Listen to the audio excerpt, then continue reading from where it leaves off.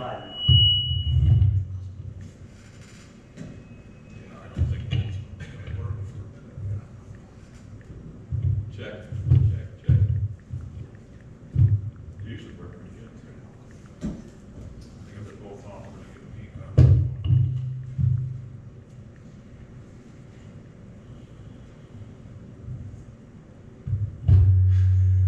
That's what I mean. All right, we're here for public hearing for a rate, fee, and structure change for this coming billing cycle in future. Again, DES is here to help present some of that information on why and how we use that. And I'd like to have Ben kind of go over the changes we made.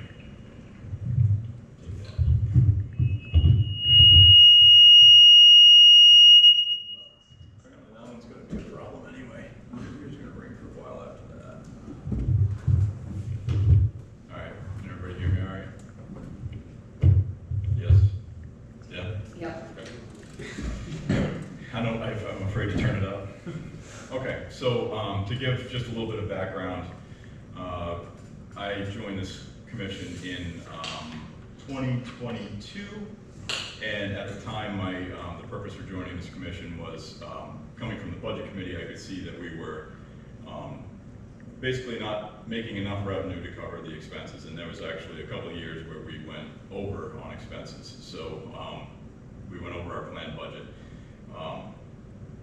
So that was my reason for getting in, and as a result, after arriving at the commission, looked at some of the things that we were doing, and we had about, in our PDIP account, which is our state investment account, we had about $130,000 in there, and it had been in there since the 90s, and nothing had been spent out of it. So fortunately, we had that as backup. We did have a water project account and a sewer project account that we could work out of with about $50,000 in each. But water sewer projects, I feel like they start at $50,000. So quickly, we ended up at somewhere around $8,000 in our water project account. I wish Adam was here because he'd have the exact numbers on the sewer account, but somewhere in the mid-20s on our sewer account, and we've used up nearly $100,000 of our PDIP savings, trying to get things. We had a lot of deferred maintenance, and we had to get things caught up. Still, we have trucks that are old and dilapidated, and we continue to nurse them along, but they need to be replaced. We have a large-scale overhaul of our lagoon system that is currently going on. Much of that is being funded by bonds, but there will be other things that need to go along with that are going to be coming out of our operating costs that we have to account for. The last rate increase we did, or the water sewer department did, was in 2021, and we went from 147. We went up about $6 a quarter on the minimum rate user. So that's $2 a month. About $2 a month on the minimum rate user. We have, let's assume all of our rate users are minimums. We have 470 customers, and that would be about $900 a month in a system that needs 20 times that of an increase, and we have an increase since then. So a lot of what the increase that I'm going to discuss tonight is a catch-up. Obviously, budget has gone up. It's gone up for everything across the board, but the water sewer department is uninsulated from increased costs. The cost of the HR costs alone are one of our biggest hits, but everything, just the cost of supplies and materials are up exponentially since COVID. So that's what predicated our need to adjust rates and make such a significant adjustment. In reality, it's significant compared to the last one, but it's probably not as significant as it needs to be. So this will be the first of several rate adjustments over the next several years. But this one here will hopefully get us to paying our budget in its entirety and putting some money aside each year going forward so that we can save for the future, because when we have a plant upgrade that costs us Just the clean out that we're doing now is going to cost us nearly $1 million, and we have under $100,000 in our savings account, and we've been brewing this problem for 20 years, and for lack of a better description, we've been brewing this problem for 20 years, and we have not saved enough money to solve the problem in that 20 years. Effectively, we've saved a very small amount on a yearly basis, and we've started to cut into that in the last few years. So, having said all that, that's where the history brings us to this rate adjustment. There's a couple of things in the rate adjustment. It's a little bit complicated the way we do rates, and if you look at water, sewer across the state, everybody does it differently as how you charge it. I'll give a quick rundown on how we charge for water and sewer here, and the changes that we made. Up on the screen, hopefully everybody at home can see that. I think it's pretty clear for everybody here. You can see the blue line is our new rates, and the white line right below it that says before to the left is our previous rates. So we'll go over our previous rates. The way this works is everybody gets 500 cubic feet of water and 500 cubic feet of sewer at a minimum price. So that is the price you're going to pay for water and sewer. And then for the bond payment that we have to make on an annual basis, we have a separate line item for that. So as you can see, all the way to the left, you have the water minimum for 500 cubic feet is $52. And then 3 spaces over, you have the sewer minimum for 500 cubic feet was $85. Anything above and beyond the 500 cubic feet, you have to pay per 100 cubic feet. What we were previously charging for water was $6, and what we were previously charging for sewer was $9. The bond fee, you'll see all the way to the right in that white line, was $17. That was one of our more recent increases. We increased that 2 years ago to from 9 to 17. That covers the bonds that we took out for water and sewer upgrades since the early 2000s. Sort of. It doesn't actually cover the total cost. Our bond payments are somewhere in the neighborhood of $100,000. 20,000 of that was paid for by the water and sewer department before our increase 2 years ago, and the remaining $80,000 was paid for by the taxpayers at large. So all taxpayers, including water sewer district members and people that are not on the water and sewer district. It was the opinion of the budget committee at the time of this increase that the water sewer department should be self-sufficient at this point. We've been in business for a long time. We should be able to pay for our bonds. So increasing that bond payment to be able to pay more towards that bond was the intention there. It went from $9 to $17 with the intention of doing that every year for a 5-year period to cover that $100,000 missing amount of the $80,000 that the rest of the taxpayers was paying. We didn't increase it again last year because it was clear that the water and sewer department can't survive on its own. It needs the taxpayers to help kick in.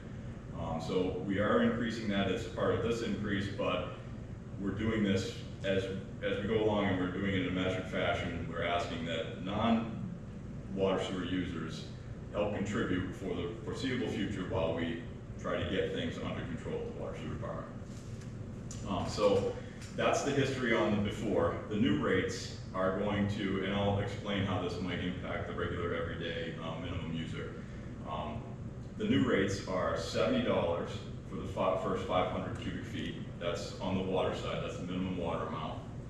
The minimum sewer amount is going from $85 to $105 for the first 500 cubic feet. We're increasing the per 100 cubic foot cost on water from $6 to $8.50, and on sewer from $9 to $11.50. We're increasing our bond fee per unit an additional $8, which is what the change we made last time, to $25, and we probably will revisit that in a couple of years and look at moving that bond up again, especially as our new bond comes through and our old bonds are being paid off.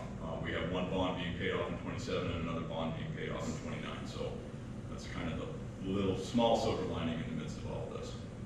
So what that means for the so what we also added in the blue line, you'll see all the way to the right that we didn't have before, is a bond fee for our heavy users. So what this is it's $1.70 per 100 cubic feet for users that use above and beyond what their single bond payment might cover. So if you have a single family household, for instance, they only have one bond unit on their bill. So they would get charged $25. But if they use 3,000 cubic feet of water in a quarter, their bond does not change. They don't pay any more towards the bond. They pay more towards the operating cost, but they don't pay any more towards the bond. And instead of going through and trying to figure out, okay, these users have an average amount of twice the bond fee, so we're going to increase their bond number within the accounting system to 2 from 1, we decided to add on a volumetric measurement to adjust for that. We could probably get away with removing the individual bond fees entirely and just do it based on volumetric only and just have a minimum cost for everybody, and then anybody that's a heavy user pays more. But we didn't want to try to rewrite the entire system at this point. We might make that change going down the road, but at this point, just adding the volumetric component above and beyond what you would normally get for your bond unit is what we decided to do here. And I'll answer questions on that because it is a little bit complicated on how that lays out. In everybody's bill, they'll receive a new rate sheet on the bottom of it. It'll tell you how your bond is calculated, because that's probably the most confusing part of this whole thing. And it gives you a nice little layout of how many bonds you have, what your volume is, minus the bonds that you're already paying for, and the balance is the extra amount that you're paying above and beyond what you normally would pay.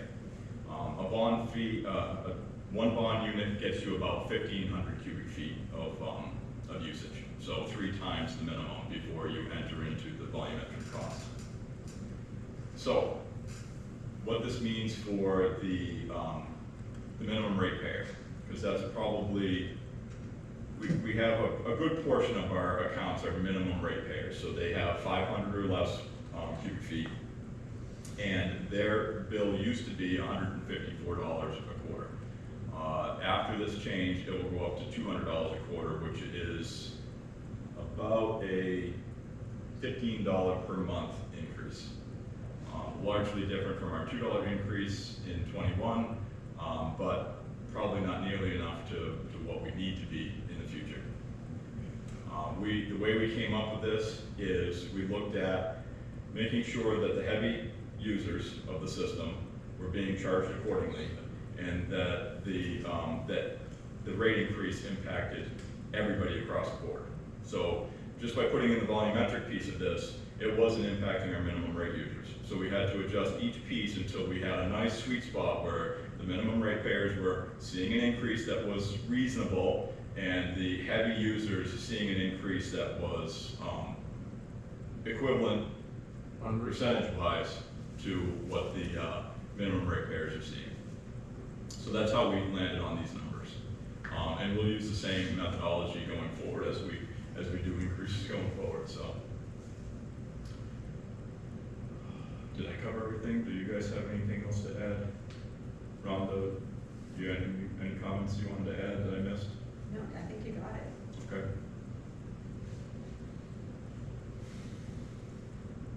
So, I guess we'll open it Yeah, to. we can open it up for public comment. Have questions? Sure.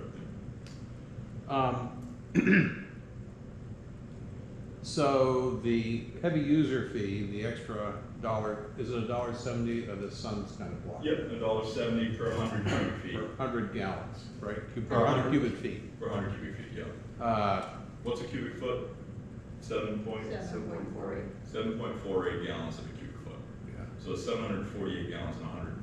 All right, well, so that's fancy math, it doesn't matter. Just Okay. How the rates are structured, but good to know. So that kicks in at 1,500 cubic feet?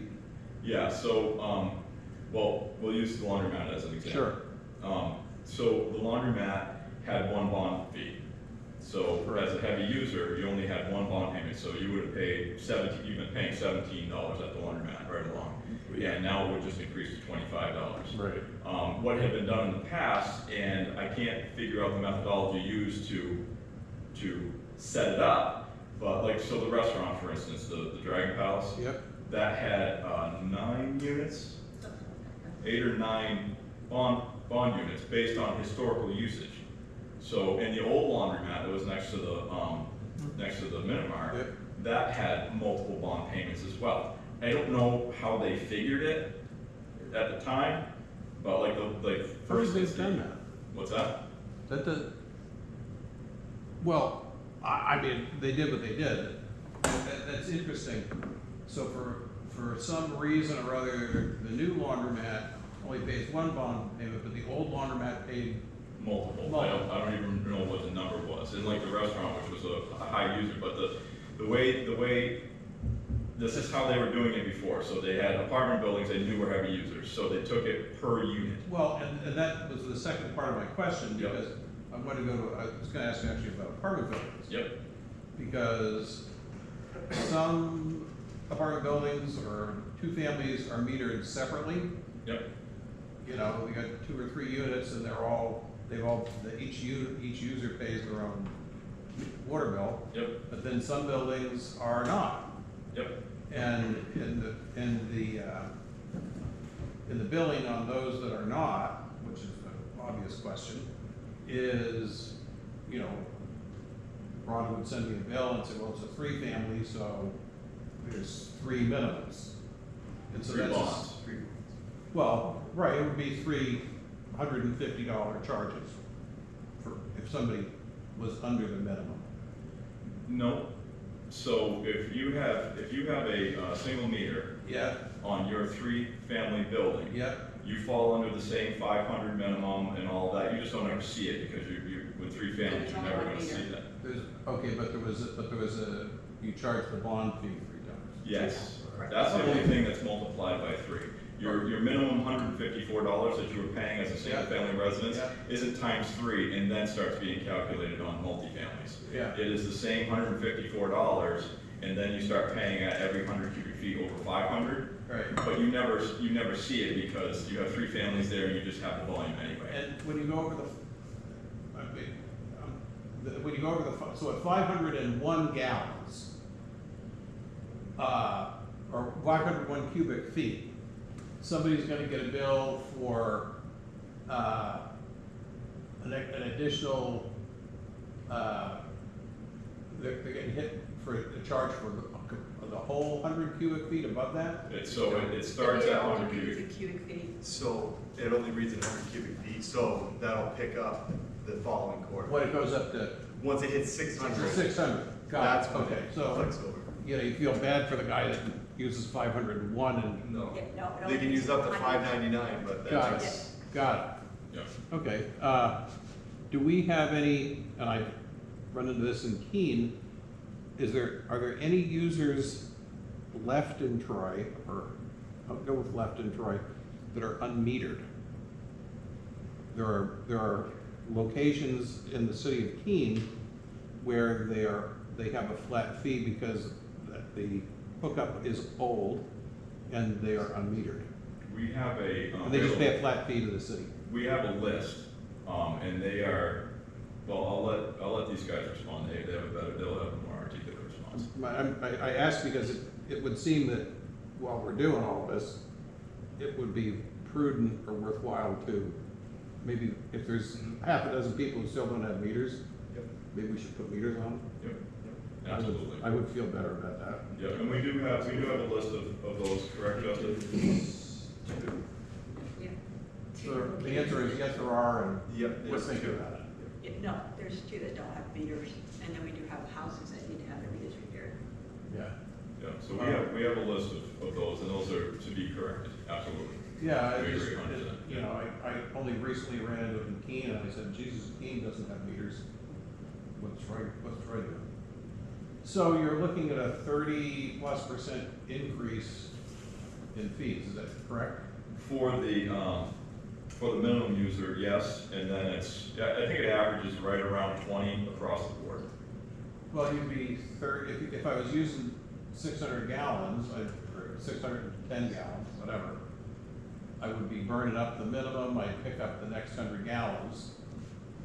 I mean, the rate is it's a 30-ish%, I'm trying to do the math in my head, but, 20% of 6 is $1.20, and you're at $8.50 a cubic foot, so you're $2.50 higher, so it's more like a 40% rate increase. For the usage over 500 Yeah. cubic feet, yeah. Yeah. Yeah. And so, and we have previously done, if I understand you correctly, we have previously done this multiple bond fee per unit thing.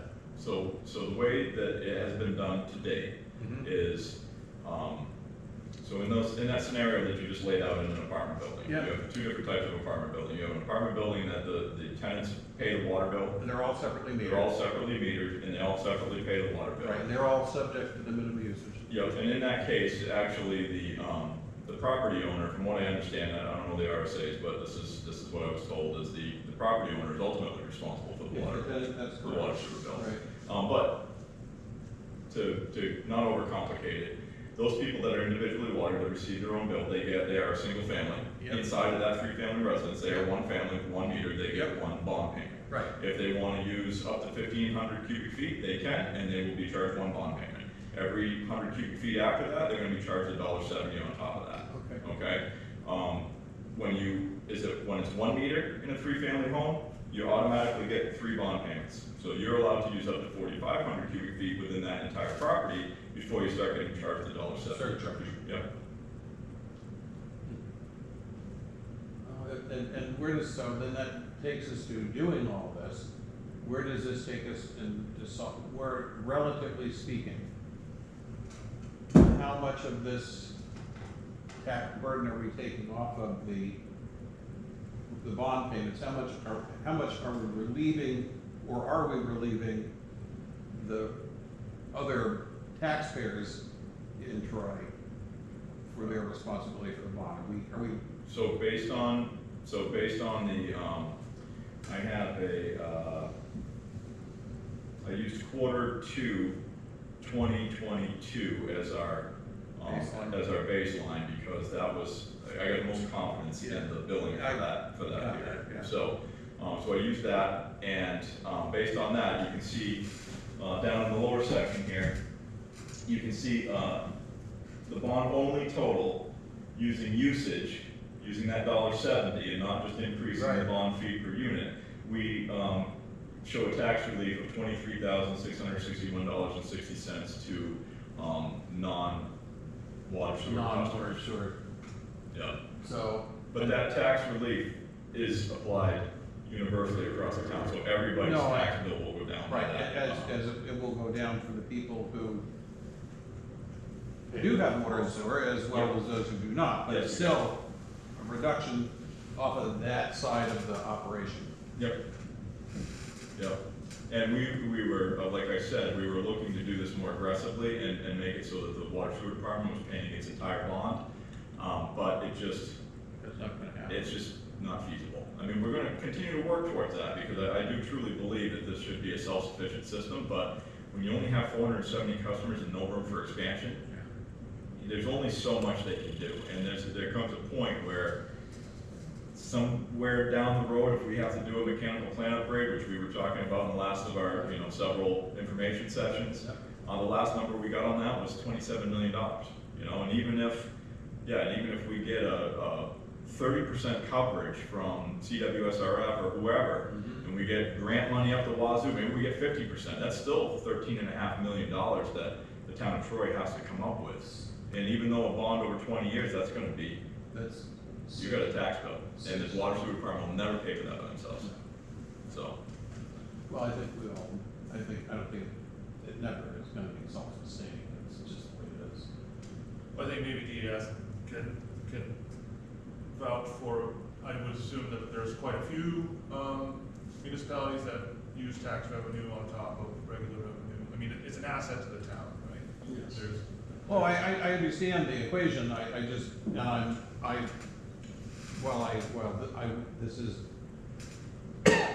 don't view this as punitive because I happen to own a laundromat.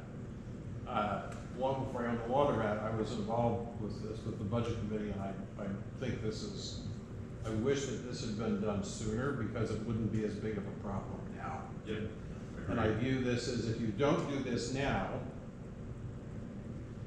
you know, it's only gonna, this is the problem, there is no combination of events where this magically gets better or heals itself. Nope.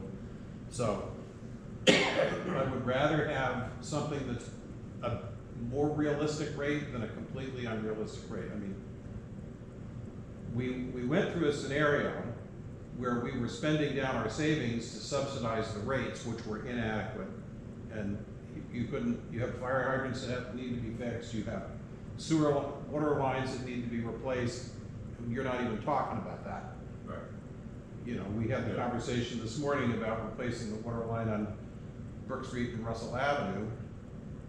We don't want, the selectmen don't want to pave the road because they don't want to do it until after the water line's replaced, and how's that gonna, you know, where's that money coming from? That's Yeah, big not even in this infrastructure. equation. And big infrastructure jobs that aren't big enough to go to bond and all Right. that comes out of our savings account. If we're not building our savings account, we're not doing these jobs, so And if you're using your savings account to cover your operating costs, that's not what it's for. that's a short, long walk off a short pier, Yep, you know? agreed. Yeah, Right, this is a well- business and we need to start running it like a business, and Yeah. that's, I think, what's been missing for quite some time. Yeah, I mean, well, I can't say I'm happy to see the rates increase, but, you know, Yeah, unfortunately, it's no excuse, but, you know, like Ben had said earlier, everything has increased across the board, and, you know, to think Well, that sure. water and sewer would be immune to that would be foolish. the sections of pipe that we were looking at this morning, Courtney, how much have they gone up in the last 3 years? 450%? Right. Right. And yeah, it is pretty crazy, and this is really a catch-up for us, and there's no doubt that we're gonna be having this meeting again next year. It's just how much and how much more do we know between now and then, so. All right, well, you answered my questions, gentlemen, have a good night, Rhonda. Thank you. Carry on.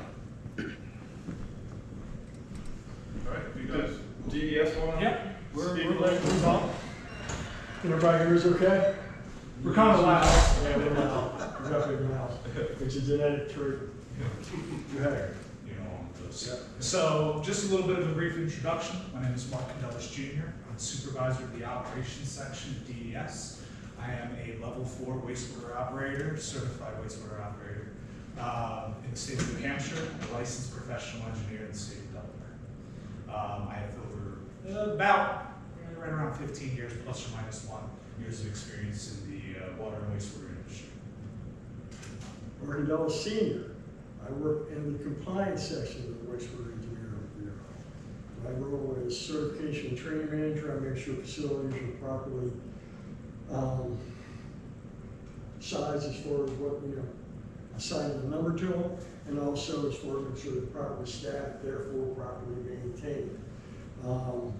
I retired back in 2020 from Artesian Resources, where I was 37 years. I was a licensed wastewater operator in Maryland, Delaware, Virginia, Pennsylvania. I also have my 4 up here now. For Artesian, I was the manager of the Wastewater Management Corporation and the Utility Development Corporation. We were one of the country's largest privately owned, privately traded utilities. That means that we had stock on the stock market, and towns that were in issues, AOs and stuff like that, I used to get involved with those because basically I was a shark and you guys were prime eating for me. Take those numbers times 7, that's what I did once I took over. And normally because you guys were facing a potential combination, if you didn't, I had my way. So those numbers are pretty damn good, pretty low. I would have hurt you. I'm a nice guy now. Go ahead. So I wanted to first start off thanking the board for having us, inviting us here to have this discussion, talk with you guys about this, about your rate changes and what's going on in the treatment facility. I also want to thank the board. I know that a lot of you guys are fairly new into the board, if my knowledge is aware. You guys haven't been on for all too long, so you guys have kind of inherited from predecessors this situation that you guys are currently in. And I want to also thank you guys. I know you guys have been working very hard with the AO that you guys have had at the wastewater treatment facility, trying to get everything fixed. All right, so I want to acknowledge all that stuff before we start moving into the other pieces of this.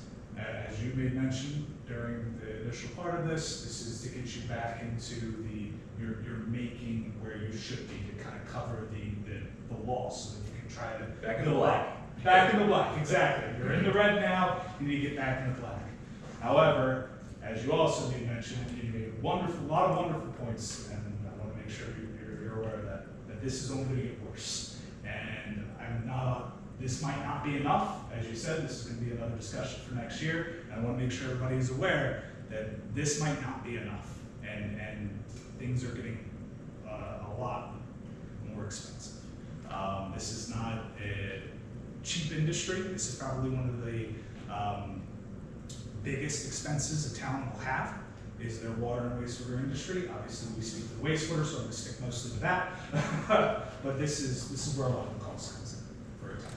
So one of the big things is you guys are currently with the AL. You guys are locked in with how many houses you have hooked up to the facility. We have a moratorium on your connections at this point, correct? We're limited in, I think we worked with Dennis Green to get into a number of bedrooms, so I think we're allowed 35 more bedrooms, and that's it, so.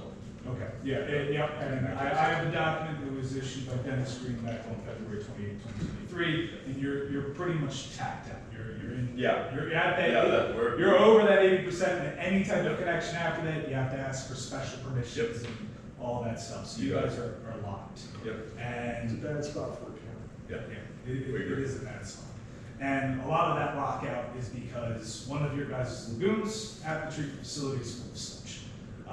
And I know from what I've gathered, you guys are looking at taking the 2 active lagoons, moving the sludge out of that, putting it into, I believe it's Lagoon 1? Okay. Lagoon 1. Depends on the day. I don't know which one. The They move pond. around. So the largest lagoon, you're moving all the sludge over to it, which is really going to lock you out and going to make a far more expensive later because as things move down the pipe, things get more and more expensive. It costs to truck liquid sludge out, or it costs to rent dewatering equipment for on-site dewatering, whatever you guys decide to do, it's going to get more. So at a certain point, as the town starts to expand or what have you, you're going to have to address that problem. So that's kind of part of the reason why this, I don't think is going to be this isn't going to be the end all. The problem is, nothing is cheaper. Right. The longer it takes, I mean, we're dealing with other towns, a few other towns are having the same kind of issue. $27 million you threw out there. But by the time you get to that point, those numbers are already ratcheting up. Every month that goes by that you wait, the cost of getting rid of sludge 2 years ago is probably double what it is. It's crazy the way things are going. And there's other contaminants coming into play now with PFAS and stuff like that. They're potentially talking about if you can't get those numbers down, it's never going to be classified as a hazardous waste. Last I heard, last open hazardous waste dump is in Texas. Can you imagine shipping sludge to Texas? Canada's talking about closing their border for sludges. As this goes on, and the longer you wait, the more costly it's going to be. Yeah, even in our conversations about a mechanical plant, that more than doubled within Yeah. maybe a year or 18 months. Like 18 months, yeah. So it's becoming an issue. It already is an issue, let's be honest. The other part is when it comes to staffing. I know that Richard Emberley, who is the gentleman that comes to this facility, has discussions. We're a part of the technical assistance portion. That's what we do in the operations section. We come out, help operators, provide guidance, do things like this. Dick Emberley, Richard Emberley, I'll call him Dick from here on because that's what he goes by. He is the one who's assigned this facility. He can't be here tonight, but we're here in his stead. the fact is that when he did a staffing calculation for the wastewater treatment facility, the staffing calculation led up to 2.5 wastewater operators at the wastewater treatment plant. That is not including duties for collection, distribution, water, plowing, anything else you have attached to a Solid waste. solid waste, anything else. That is 2.5 operators solely dedicated to just running the treatment plant. And that is using the NUIA PIC staffing guide, the New England Water Pollution Control Association staffing guide. There was 9 counties in New Hampshire part of that. Yes. And just off the normal regulation, you require Type 2. I don't ever see it back. And this also, and that's just for the wastewater portion. This kind of expands into the safety portion of it as well. You know, with confined space entry. It should be 3 guys going into a hole for a confined space entry. So, you know, there's a lot of pieces. When I did the, yes, Sorry. Department of Labor is now starting to go out and go to wastewater treatment plants because they've had, what was it, 2 incidents last year, I believe, where somebody Yes. was injured, and it was due to lack of staffing. Now, you know, municipalities are exempt from OSHA, but you do have to follow the labor, Department of Labor, which mirrors OSHA. So, just something so you guys are aware of. There's a lot of things occurring right now in the industry, and it's because that can has been kicked down the road so far, it's now applied. there's no more can left to kick. And so, I know I've been down to the treatment facility. There are some things that I am concerned of down there when it comes to safety. So I would recommend having someone come in and you can give them a call, Department of Labor. It's gonna be more money to fix the stuff, but there are concerns from an operations standpoint, especially with having only a single operator there. That is a major concern. So as things progress, staffing in the state, there is staffing shortage in everything. Finding anybody to work is a difficulty. So actually it's more of a national thing and just it's the same thing. And it's the same thing for wastewater operators. There's not a lot of people coming into the industry and you have to try to figure out how to entice people in. So you gotta look at how much you're paying them, what type of benefits they get, what type of time off, all the different pieces that make up how you pay for a wastewater operator. Because it's, for some people, a hard pill to swallow when you are on call, sometimes for weeks and weeks on end, and you're responsible up to federal charges, criminal offense. The work that the wastewater operators do is extremely important and saves the town a lot of money when it comes to that kind of stuff. What this gentleman's about ready to go into now, back in 1992, I experienced the same thing. I was working 12 hours a day, 366 days straight, because I was by myself. It's a That's all to I you. know what you're headed for. Yeah, I'm aware. So, and that's something you need to calculate into this, and it's getting harder. So, I think that kind of covers really what we want to talk about, at least what I want to talk about. Pay attention. Actually, there's one other thing. Permits don't get lighter, they get more strict as things move forward.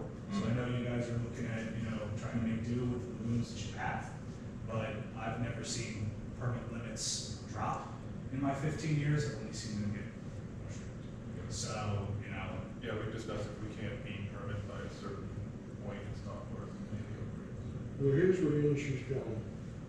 Okay, a lot of states are already in around there.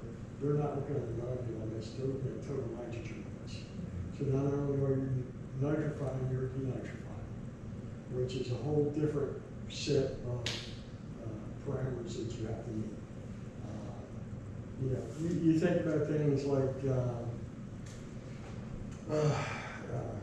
cotton, and blue death.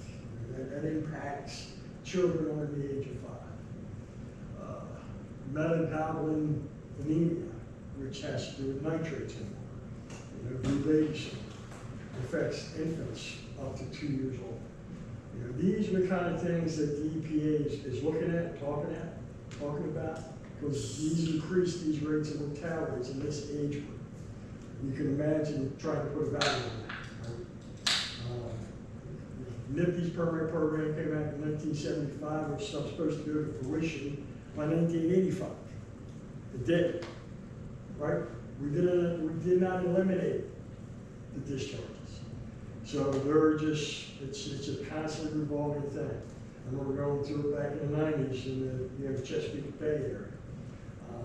Now they're talking about the bays up here.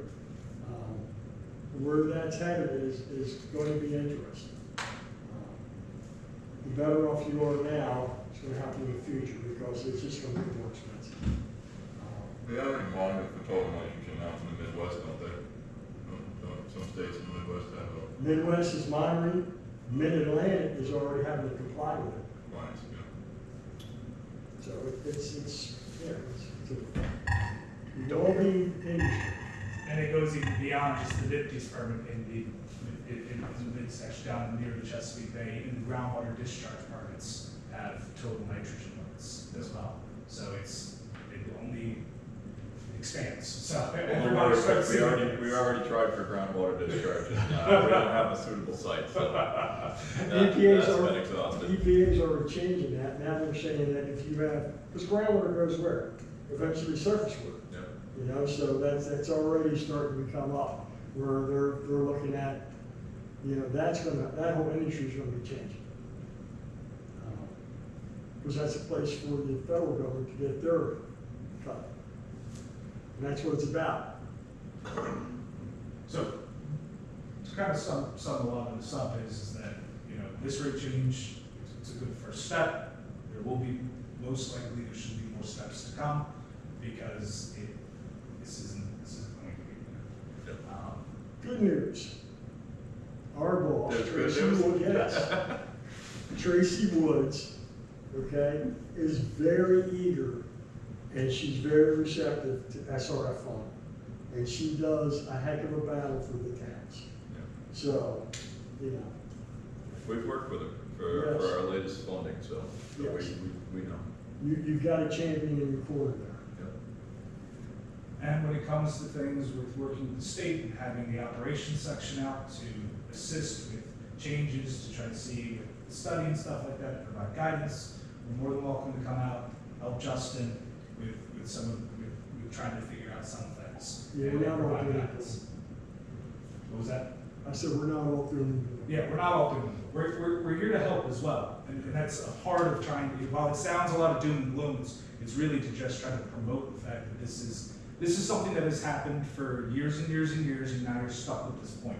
Predecessors have, as you did mention, there have been, gaps in rate changes and all those things, and now you guys start pulling from your savings and not actually putting into your savings, and this is all stuff that has happened, and now you're stuck with that. Yep.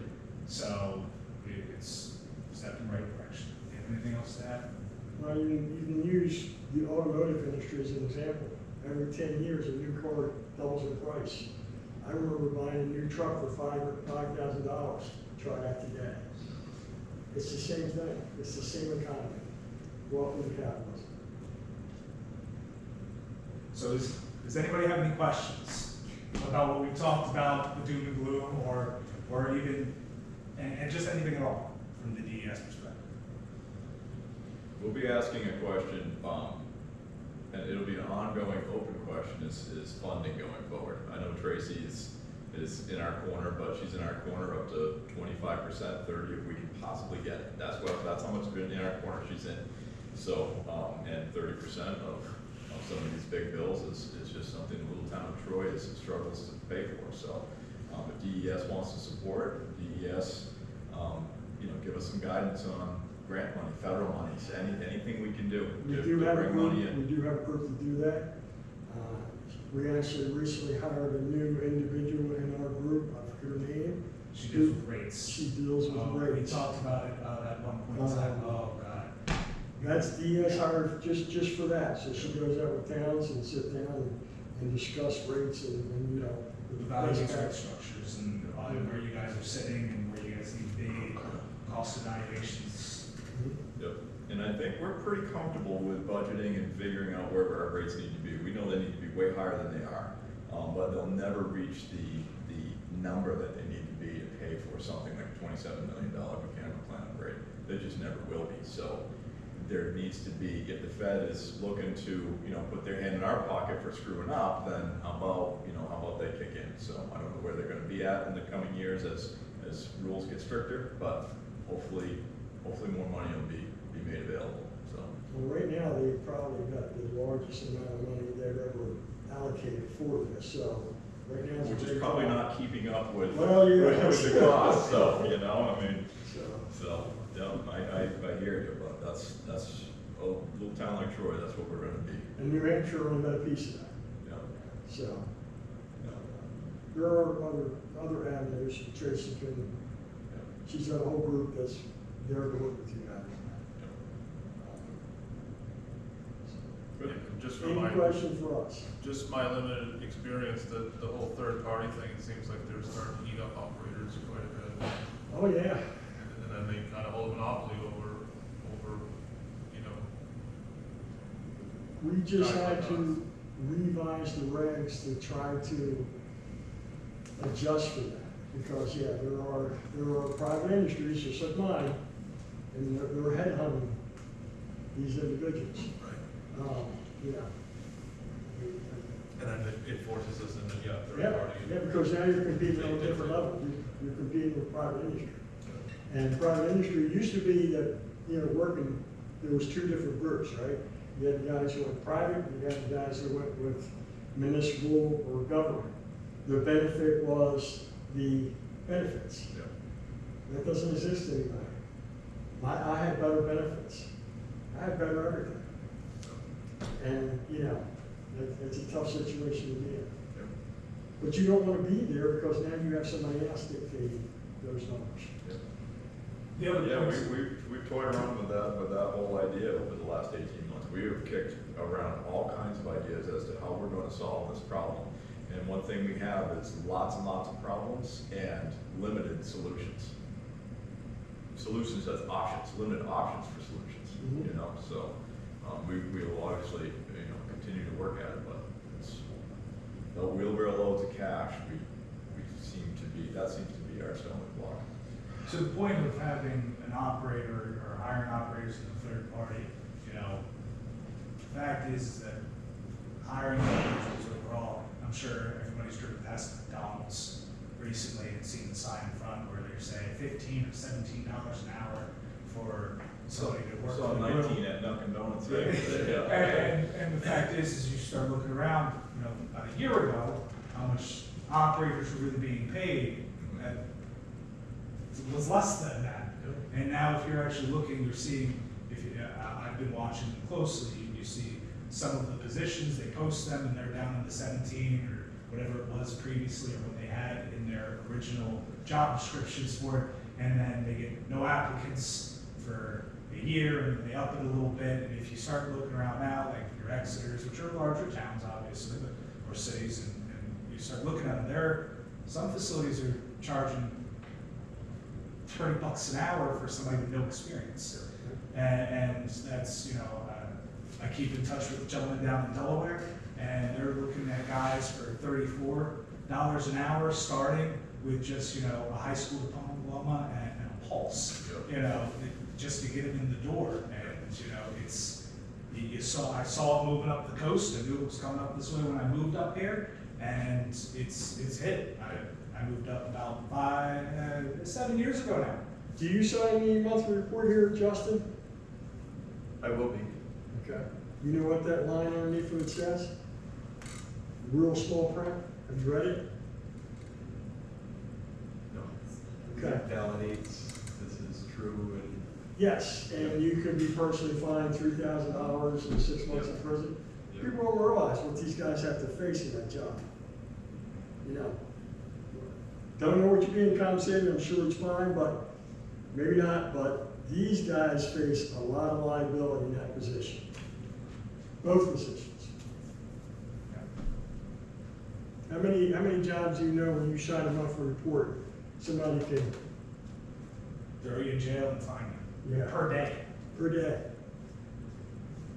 It's not many. per decimal point?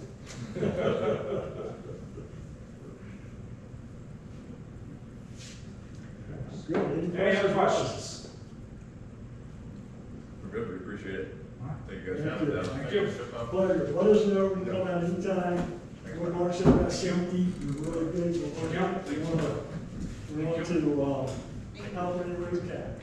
I filled out the operator in charge paperwork on the website. It wouldn't let me submit it because there's no backup operator to put in. So I printed it out anyways. It's on my. You gotta fill out the waiver request for backup operator. Yeah, so you're gonna have to do a waiver request. Okay. There will be an NOF, notice of findings, based on that. I'm gonna give you guys a timeline. We're gonna come to an agreement, get that taken care of. It's not having to go to an LOD, you know, then another AO. Let's not go down that road. Okay? As a note though, it's not just the OIRC form that needs to be updated, it's the designated authorized representative by the town. There's 2 forms, one that needs to be filled out Yeah, by. I need some information from Dustin, yep. Perfect, as long as you guys are aware of Yeah, those. make sure those forms match. I'm looking at that. Right, that was the big thing, right, I think when we did it with one of our last operators, I'm not sure, there was a lot of confusion there, and they did match. Okay. Yeah, we got a good email from Dick, after last week's meeting that outlined, Yep. you know, Awesome. the steps that we need to get, you know, moving forward with on, the fact that we're losing our operator and we're down to just one, so. Okay. And you have my email as well, so if you guys have any questions, You you got can it. email them or what have you, or you can find my email online on the DES website, you can give me a call. Yep, I'll share it out with the If group. you need any time, give me a call. All right, awesome. Thank you, gentlemen. Thank you. Thank you.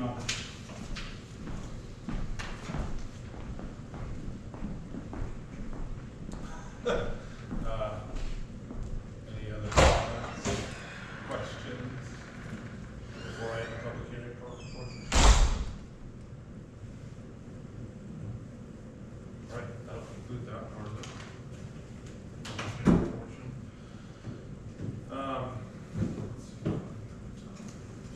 This is being recorded, so I'm supposed to be taking minutes. I started to, and Where's then our minute guy? when I knew that it was being recorded. So we in our regular meeting now? So I have to go. I got a hard out at 8. Okay, yeah, that's Okay. fine. I only really have 10 out a would be short better. agenda of this. We can, a lot of this, I'm gonna ask Justin first if there's anything pressing that he wants to go over. I will say this, I did get that email from Sarah, that's on me, so I totally spaced on that end of it, so we'll get that straightened out. I think at one point, and you may have sent it to me, it was a version of the old contract. Can you resend that to me? Because we're just gonna use it as a base and then we'll come up with something and you'll see it, obviously. We'll get that done as soon as possible. That was the one thing, and then the list of things that I'm gonna discuss with the select board regarding, Billing. yeah, billing and what we wanna change up there a little bit. You were gonna give me kind of a, I'd asked Rhonda if you could give me some sort of list of things that are perpetually an issue that we can just address. Did you get it already? Because Adam and I had worked on one. I thought I forwarded it to you. I don't know that I saw it, The no. only list that I saw was for our Troy communicator article. That's the only list I saw. Yeah, I did send that to you, but I thought I sent the other list Okay. to Mike, but I'll send it. Let's just double check that. So other than that, Do you have, so the rates, so you got the rates all set so that can be updated on Avatar? Mhm. Okay. Yep, I can redo the letter. Wait for sign it Monday, I guess. That'd be great. yeah, and just openly, whenever you need something, notice it, and know. And just reach out whenever. So you can send me a text, call, whatever. I make my schedule so I'm around a lot. Sometimes I'm not, so I can come. Short notice is okay. Got a minute for it. And then is there anything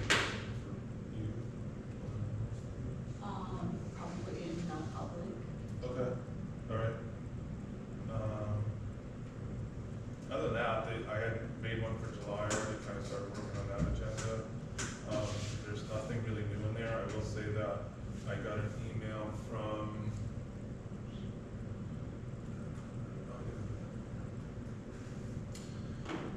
Dave Mercier. We were going back and forth about the chemical feed implementation. We did all the I signed all the paperwork.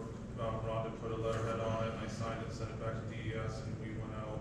Wesley Wixon got awarded the contract for that. For what? The, Chemical feeds. yeah, the chemical fleet implementation. So we're still waiting on sludge removal? Yeah, so. And is that still the bonding issue? Yeah, I did ask Dave, he was on vacation until this week, so, he's been taking care of this. I got one piece of, like a notice of, acceptance. I just gotta get over to Wesley.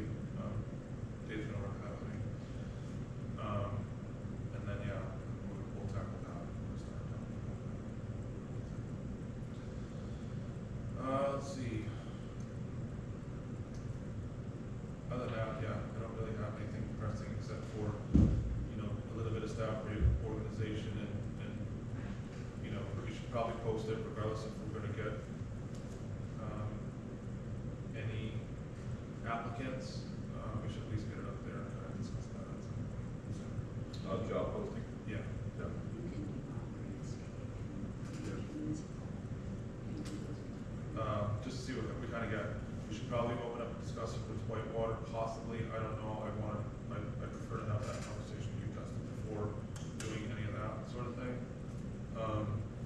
And then Do we want to go like twofold on the hiring process?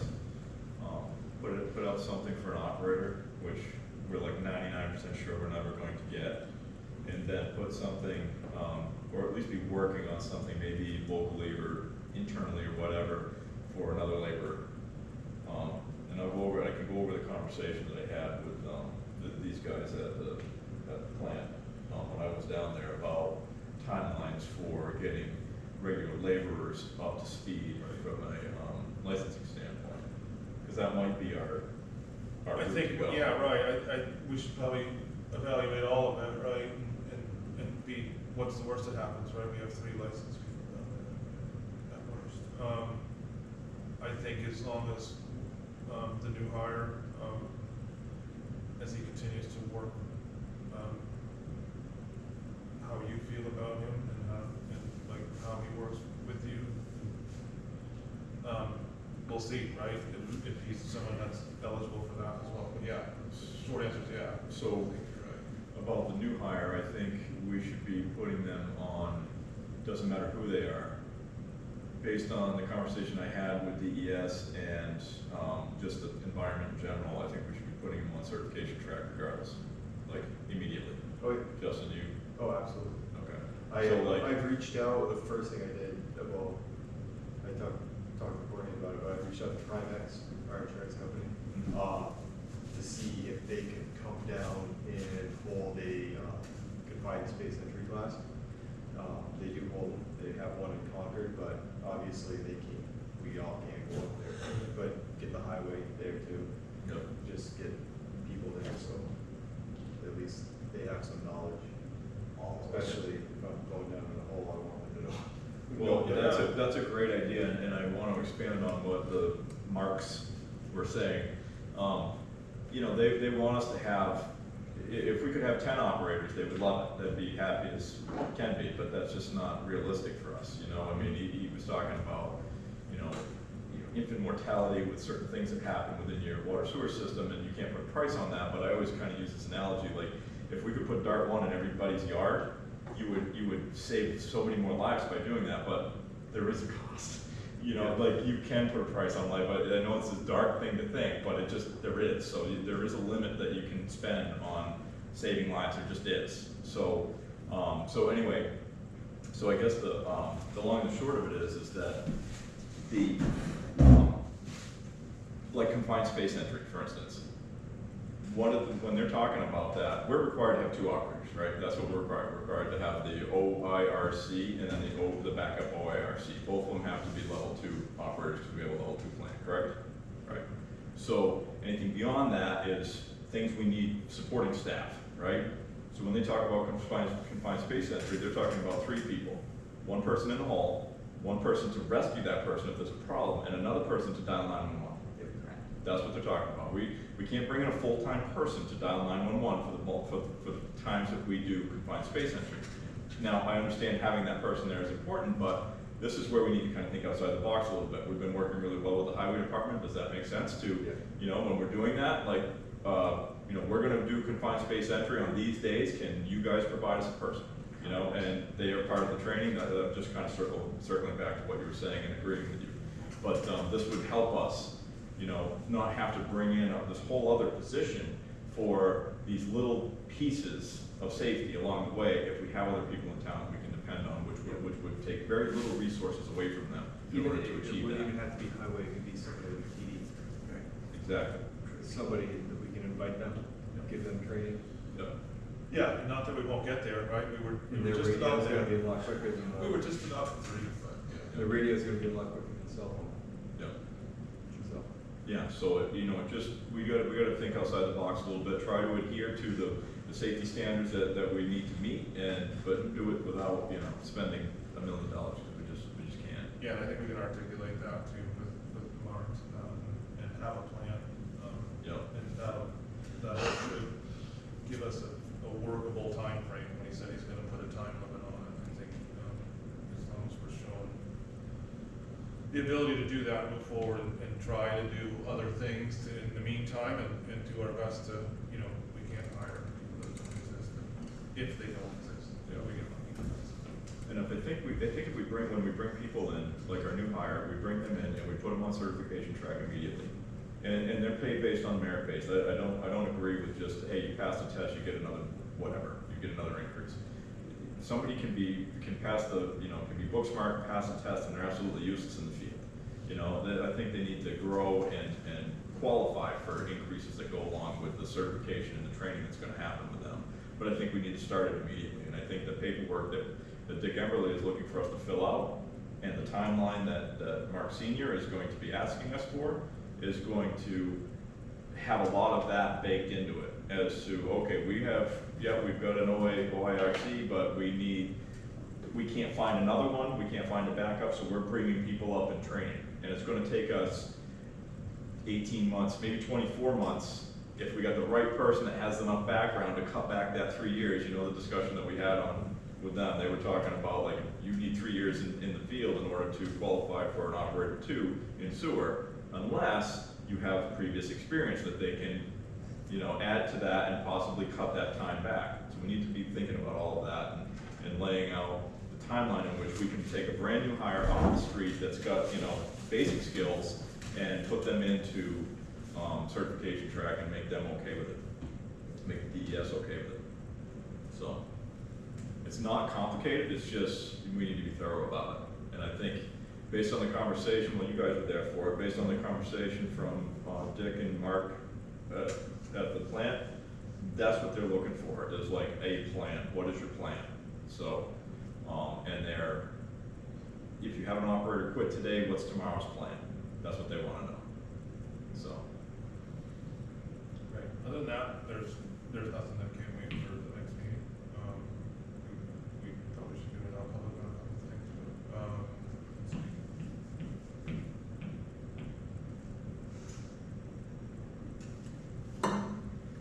Yeah, it's fine by me.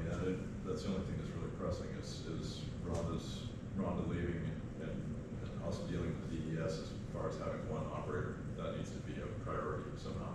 yeah, so Justin, yeah, I appreciate you filling those out, and then whatever, I need to do, just let me know. I sent you guys an email, just on that.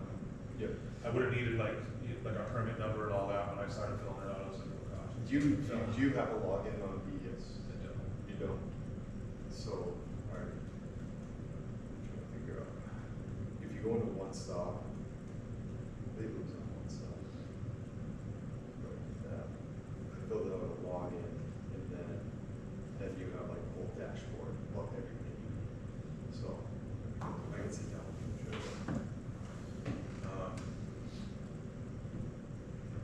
Okay. Yeah, my schedule's always changing, so just if you want, I know yours probably is more than mine, so we can set up a few times. If you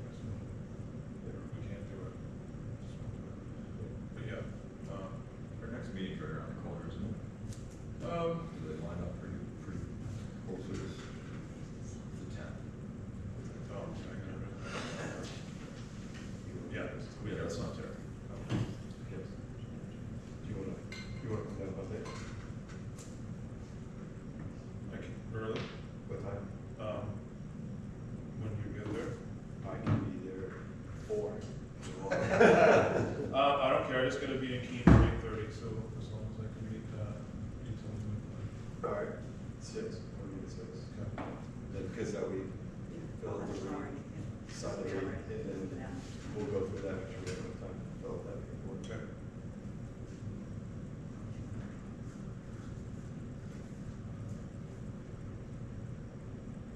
Okay, anything else? Nothing? All right, I think that concludes that part of it. We'll probably do a non-public before